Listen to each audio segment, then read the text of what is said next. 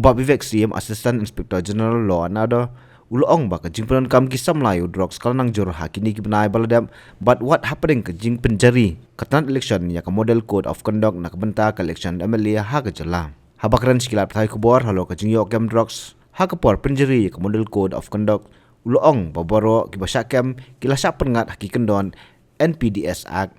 Yeah, actually, over the past 6 months, we've had huge drug seizures.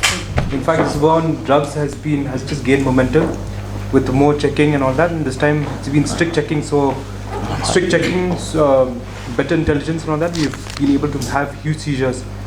I think for the past 1 year, we've been having huge. 6 months to 1 year, we've been having actually this momentum has grown, and this momentum has carried on till the elections now. Now with more checking and all that, we've been very lucky and successful because we've had more seizures. Well, regarding whether this is going to any party or any group and all that, it's subject to investigation and all that. As of now, we've made seizures. It's registered under NDPS Act. A number of people have been arrested and all that. So, investigation will only say where is its destination. How many people arrested so far? Those figures I don't have yet, but quite a number of people. In fact, every case. We expect to get the report then. We would like That will be actually after the case is charge sheeted. So where's the original?